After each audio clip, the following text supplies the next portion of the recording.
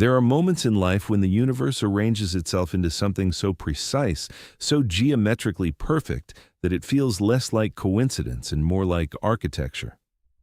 This is one of those moments. A retirement party in a glass-walled banquet room on the 14th floor of a downtown Chicago hotel. Champagne and crystal flutes. A three-piece jazz ensemble in the corner playing something soft and forgiving. 200 colleagues gathered to honor a woman who had spent 31 years climbing the corporate ladder of Meridian Financial Group, a company she believed, with absolute certainty, she understood completely. Her name was Diane Calloway, and standing at the center of that gleaming room, microphone in hand, she was about to make the worst mistake of a very long career. Not a financial mistake, not a professional one, a personal one. The kind that lives in your chest for years afterward and reminds you, in quiet moments, that arrogance has a way of collecting its debts precisely when you can least afford to pay them. The man she was about to humiliate was named Marcus Webb. He was 44 years old, stood 6 feet even, and had arrived at the party in a charcoal suit that was well made but not showy. He wore no watch that announced itself. He carried no accessory that demanded attention. He had accepted the invitation to this event the way a person accepts an invitation to a play they have already read, curious to see how the performance would unfold, but already acquainted with the ending.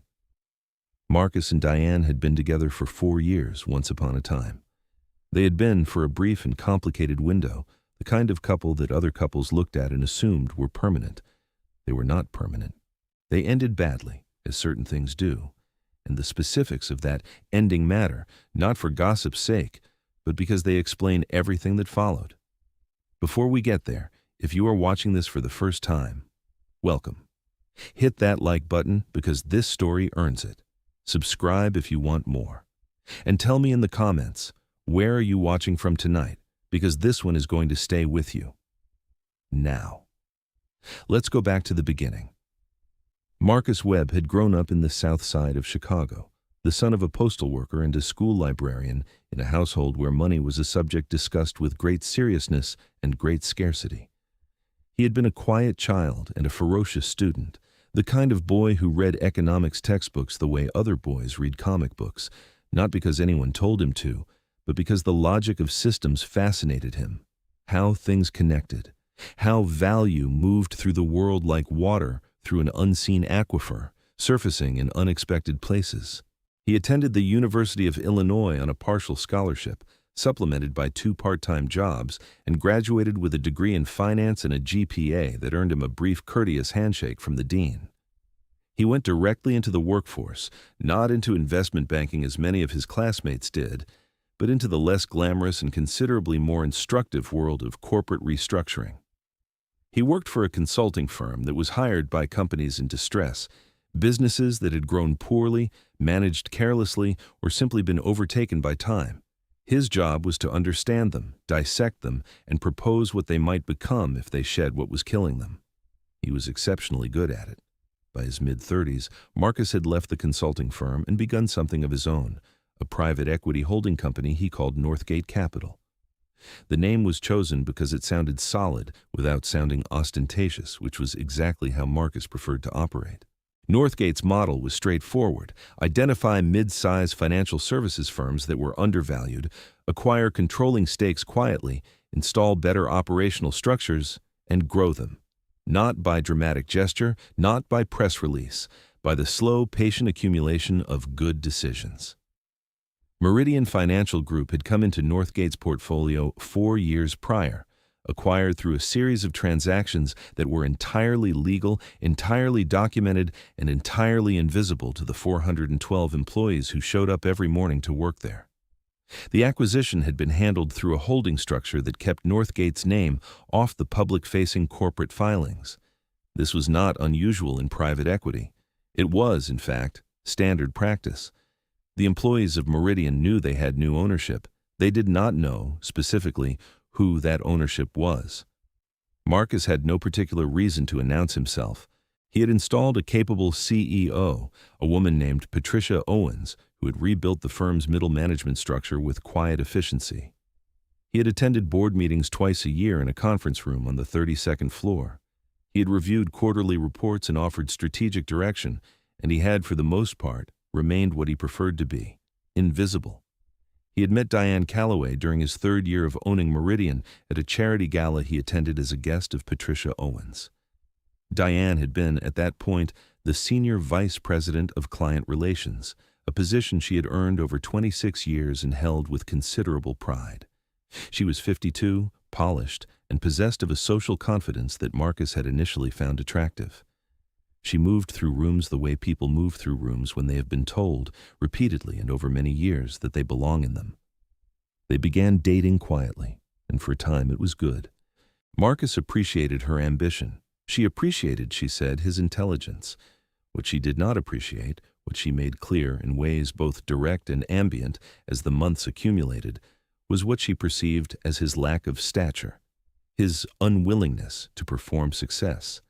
His car was a 3-year-old Volvo rather than the German luxury brands favored by her peers. His apartment, while spacious and well-appointed, was in a neighborhood she described once in front of his face as up-and-coming, which was her way of saying it had not yet arrived. He did not belong to the clubs she mentioned. He did not summer anywhere in particular.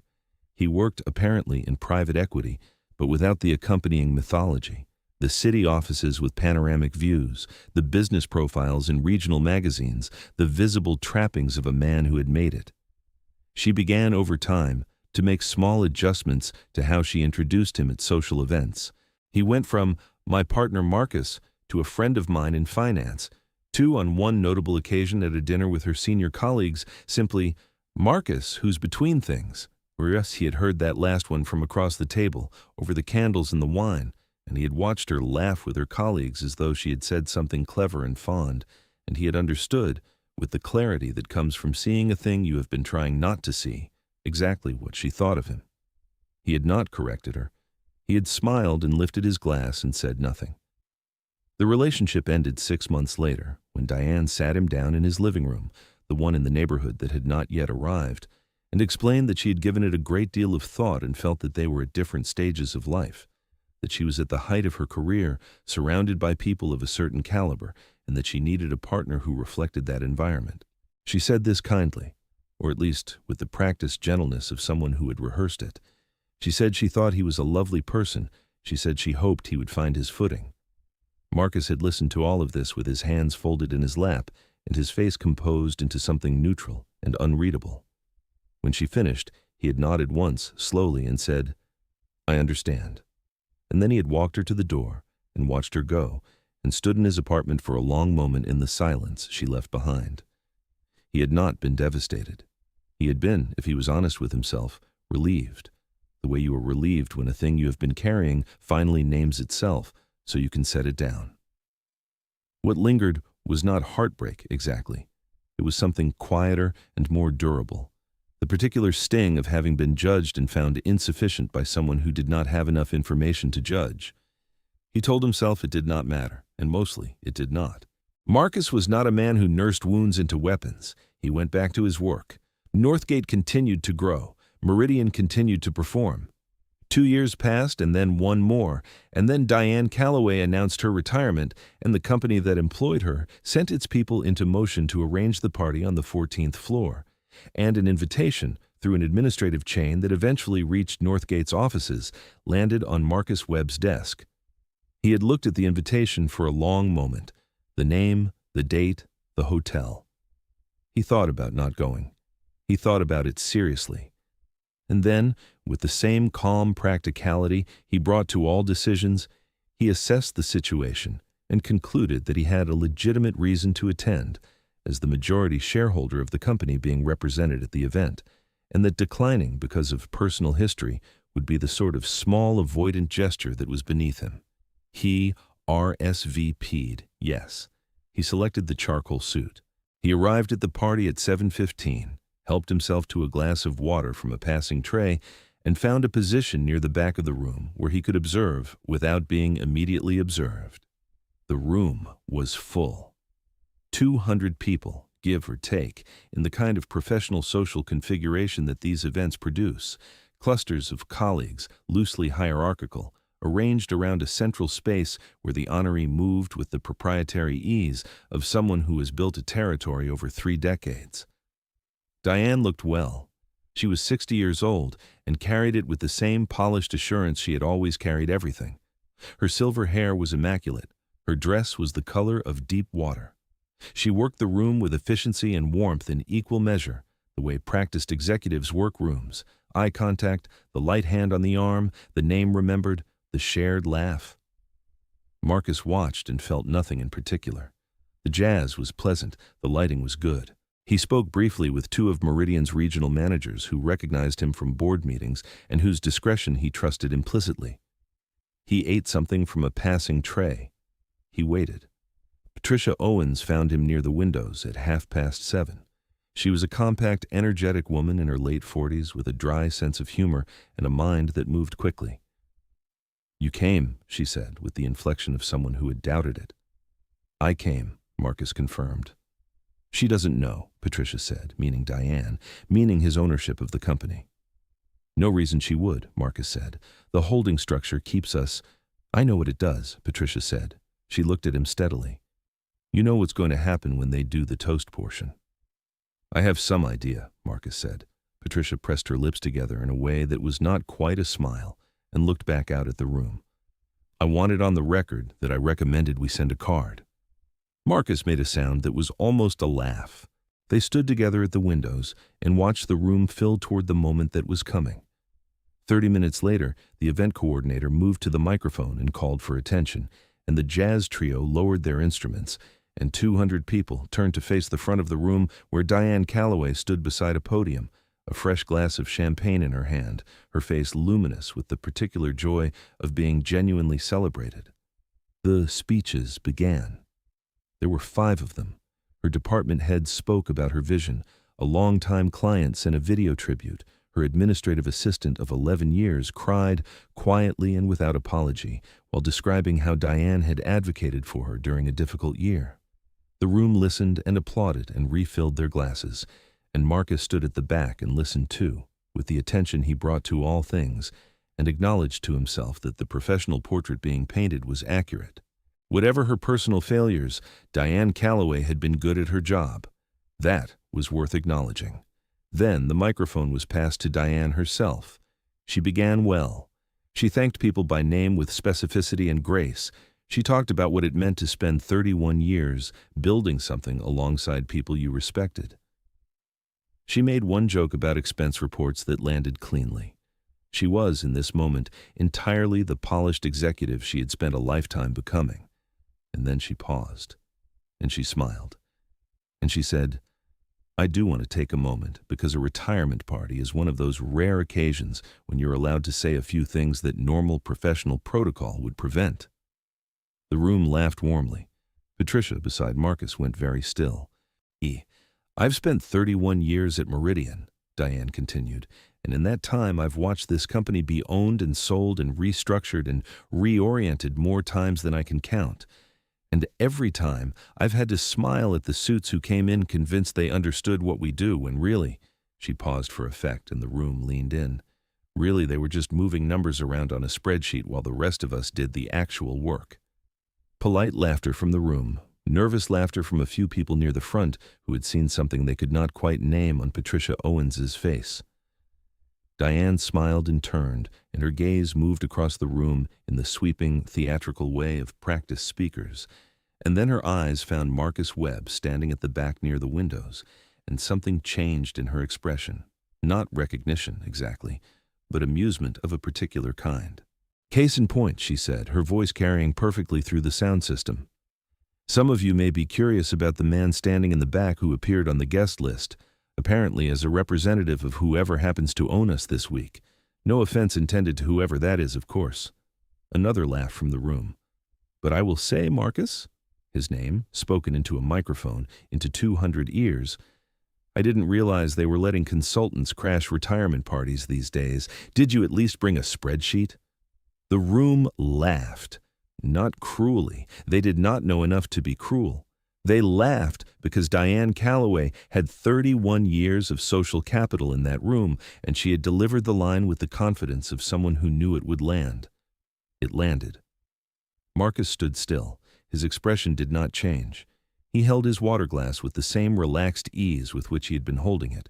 He did not look away from Diane, and Diane, from the podium, held his gaze with the smiling certainty of a woman who had just made a roomful of people laugh at someone else's expense and found it entirely satisfying. It was Patricia Owens who moved first, not dramatically, not with a speech. She simply crossed the room, her heels deliberate on the polished floor, and she climbed the 3 steps to the platform beside the podium, and she leaned toward Diane's microphone with a measured, professional smile, and she said, in a voice that carried all the authority of someone who had run a 400-person organization for 4 years, "Diane, I think this is actually a good moment for a proper introduction." "Since you brought it up," the room murmured. The air changed in the way air changes when something is about to happen and the room can feel it, but cannot yet see it. Patricia turned to face the audience. "Ladies and gentlemen, most of you know me as your CEO. What many of you may not know, because our ownership structure has been private, which is entirely standard for a firm of our type, is that Meridian Financial Group was acquired 4 years ago by Northgate Capital, a private equity firm based right here in Chicago." She paused, and the pause was precise. The majority shareholder, and the man who has overseen every major strategic decision at this company for the past 4 years, is Marcus Webb. She gestured toward the back of the room. Silence. The particular silence of 200 people processing information that is rearranging their understanding of what they are standing inside. Diane Calloway's face, and this is the part that Marcus would remember, not with satisfaction, but with the complicated ache of watching something collapse. Diane Calloway's face went through 4 distinct stages in the space of 3 seconds. The first was confusion, the second was comprehension, the third was a specific, private horror. The fourth was the professional mask slamming down over all of it, though it came down half a second too slow, and the room had already seen what was underneath. Marcus set his water glass on the nearest table and walked to the front of the room. He walked the way he always walked, without hurry, without performance. 200 people watched him in total silence.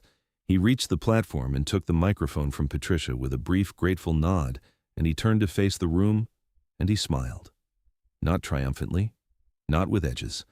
A clean, warm smile. Thank you, Patricia," he said. "And thank you to everyone here for a genuinely beautiful tribute to someone who has, by every honest measure, been extraordinary at her work. 31 years is a remarkable tenure, and the things I heard about tonight, the advocacy, the mentorship, the client relationships that span decades, those are real. Those matter. And I want Diane to hear clearly from the person who owns this company that her career here has been worth every year." He paused. He glanced at Diane, who was standing very still beside the podium, her champagne glass no longer raised. "Now," Marcus said, his voice easy, "I do want to address the spreadsheet comment, just briefly." A ripple of uncomfortable laughter moved through the room. He waited for it to settle. "I want to be clear that I take no offense, because I understand exactly how it looked, and frankly, I think the way people present themselves tells you something important about what they value." He let that land without inflation or emphasis, just a statement, clean and without cruelty. "What I will say is this: the board approved a retirement package this morning that includes a full pension continuation, lifetime health coverage, and a consulting agreement that keeps Diane connected to this organization for the next 3 years at her full equivalent rate, should she choose to exercise it. That decision came from me, because her work earned it." The room exhaled. "Congratulations, Diane," Marcus said. He handed the microphone back to Patricia, stepped off the platform, retrieved his water glass, and returned to his position near the windows. The room, after a beat, applauded. Fully, genuinely, with the slightly too enthusiastic energy of 200 people who had just witnessed something they could not entirely categorize and were relieved that it had ended gracefully. Diane Calloway stood at the podium and received the applause with her professional composure restored. And if you did not know where to look, you might have missed the way her jaw was set, or the way she was not quite looking anywhere in particular. But Marcus was not looking at her. He was looking at the city through the glass, dark and wide and lit in 10,000 places. And he was thinking, as he often thought in the aftermath of significant moments, about what came next. What came next, in the immediate sense, was Patricia Owens appearing at his elbow with a different expression than the one she'd worn for the past hour. "That was elegant," she said. "It was the truth," Marcus said. "The package you described," Patricia said carefully, "the consulting agreement, was real," Marcus said. "I signed it this afternoon." Patricia looked at him for a moment. "You approved a generous exit package for a woman who just mocked you in front of 200 people." "I approved it before I came to this party," Marcus said, "because her work warranted it. The rest of it is irrelevant." Patricia was quiet for a moment. Then she said, "You realize she's going to need to come find you before the night is over." "I know," Marcus said. "What are you going to say?" Marcus turned from the window. "The truth," he said. "Same as always." She came to him at 20 minutes to 10, when the party was thinning and the jazz trio had shifted to something more languorous. The room had, in the way of parties in their final hour, broken into smaller constellations, voices lower, the formality unwound. Diane moved through the thinning crowd with her composed bearing intact, though the composure was effortful now, visible in the set of her shoulders. She stopped before him. 2 feet of distance between them, the familiar geometry of 2 people who had once occupied the same spaces and now occupied different ones. "Marcus," she said. "Diane," he said, neither warmly nor coldly. Simply. She was quiet for a moment. When she spoke, her voice was lower than it had been at the microphone, stripped of the performance register she'd used all evening. "I didn't know," she said. "I know you didn't," he said. "I would never have," she began. "I know that too," he said. Another silence. She looked at him with something complex in her expression, something layered, embarrassment certainly, and something older beneath it, something from the apartment on the street in the neighborhood that hadn't arrived yet. "Why did you come?" she asked. "You could have sent a representative." Marcus considered this. "Because I own the company," he said, "and because Meridian's people deserve to have their ownership present at a meaningful moment in the organization's life. That's what majority shareholders do, if they're doing it correctly." "That's the only reason?" she asked, and she asked it without accusation, without angle, just the direct question of a woman who had, for the first time in a long time, run out of armor. Marcus looked at her evenly. "I didn't come here to embarrass you, Diane. That was never the point. I came because it was appropriate for me to come. What happened up there?" He made a slight gesture toward the podium. "That was your doing. And Patricia's introduction was appropriate. The people in this room deserved accurate information about who their ownership is." She was quiet. "The package," she said after a moment, "the consulting agreement, was prepared based on your record," Marcus said. "Not based on tonight, not based on us. It's what the work earned." Diane looked at him for a long moment with the expression of someone who is being shown something about themselves they would have preferred not to see. Not through criticism, not through attack, through simple decency offered without fanfare to someone who had earned it professionally, even while failing it personally. "I said something terrible to you," she said. 2 years ago in your apartment." "Yes," Marcus said. "You did." "I told you to find your footing," she said. "You did." "You had better footing than anyone I've ever known," she said, and this was not flattery. It was the simple, delayed recognition of a person who had finally seen the whole picture. Marcus was quiet for a moment. Outside the windows, Chicago held its light steady against the dark. "Diane," he said, "you are genuinely excellent at what you do. You spent 31 years building something real. The things your people said about you tonight, those were true things. Your mistake was never your work.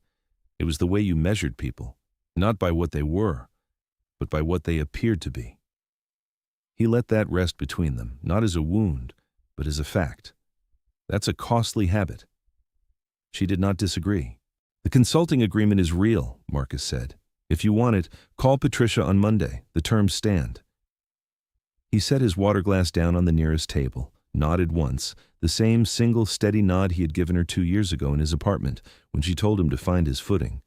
And then he gathered his jacket and crossed the room and took the elevator down to the lobby and walked out into the November night, and the city received him the way cities receive the people who have learned to move through them without needing them to see it.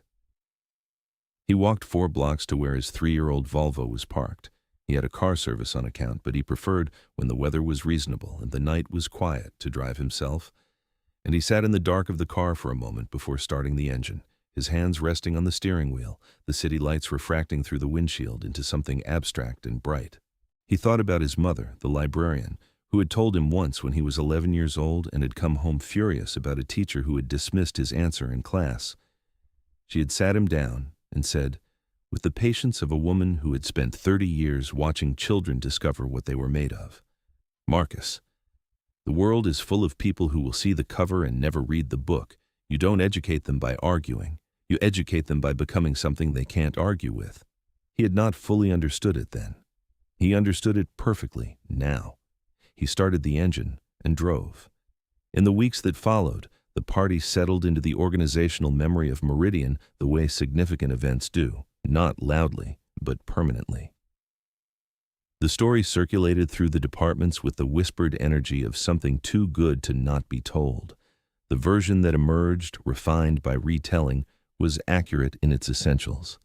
The retiring executive who hadn't known who was in the room, the majority shareholder who had stood there quietly, the CEO who had made the introduction, the retirement package, generous and pre-signed, that had been waiting before any of it happened. What the story understood, in the telling, was something true about how power actually behaves when it belongs to someone who knows what it is for. Marcus Webb had held every card in that room. He had held them quietly, without performance or threat, and when the moment came, he had used them not to punish, but to correct, and then, with the same equanimity, to reward work that was worth rewarding. Diane Calloway called Patricia Owens on the following Monday, as Marcus had suggested. She accepted the consulting agreement. She showed up 3 weeks into January to her first engagement in the new capacity, a client retention review that required exactly the kind of deep institutional knowledge she possessed in abundance, and she was by all accounts exceptional. She would work with Meridian in that capacity for the full 3 years of the agreement, and in that time, she would mentor 4 of the junior client relations managers in ways that outlasted her formal involvement. She did not call Marcus directly. He did not expect her to, and he did not require it. The conversation at the windows had said what needed to be said. Everything after that was action, and action was what Marcus had always respected more than words. Northgate Capital continued to grow. In the year following the party, Marcus would close 2 additional acquisitions and begin a third that would become, 18 months after that, the most significant deal of his career. He attended the closings in the same way he attended everything, prepared, unhurried, present. He did not appear in the regional business press, which occasionally ran items about Northgate without his photograph. He preferred it that way. He was not invisible out of shame. He was invisible out of discipline. The suit that didn't announce itself, the car that didn't demand attention, the apartment in the neighborhood that had, by now, quietly and unsurprisingly, arrived. These were not affectations of humility. They were the natural expression of a man who had long ago sorted out the difference between what he was and what he needed others to think he was, and had found the sorting clarifying and the result, on balance, sufficient. He thought about Diane's line, occasionally, in the way you turn a thing over in your pocket to feel its edges, between things. He had been, in her accounting, a man between things, and there was a version of that night in a different story about a different man, where those 2 words might have ignited something, a desire to prove, to display, to make her see. But Marcus was not that man. The desire to make someone see you was a wish that could only be answered by the other person, and you could not control the other person, and wishing for what you could not control was, in his experience, an excellent way to waste an exceptional life. What he had done, instead, was exactly what his mother had told him. He had become something they couldn't argue with. And then, when the argument arrived anyway, announced through a microphone in front of 200 people over champagne and jazz, he had let it arrive and let the truth answer it, and walked away. There is something worth holding on to in that, something worth carrying beyond this particular story, beyond this particular room in this particular hotel in Chicago on a November evening. Because the world is full of people like Diane Calloway, people who have learned, through some combination of experience and environment, to sort the world by surface, by signal, by visible markers of arrival. And for a while, that sorting system feels accurate. It is confirmed every day by people who nod at it and defer to it and arrange themselves around it. And then one evening, the ground shifts, and the sorting reveals itself as the incomplete instrument it always was, and the damage lands not because someone designed it to, but simply because the truth, when it surfaces, has its own weight. And there are people like Marcus Webb who know what they are and do not need the room to know it, and build accordingly, in the quiet and the patience, one good decision layered on another, until the building is real and solid and stands regardless of who can see it from the street. The party ended at 10:30.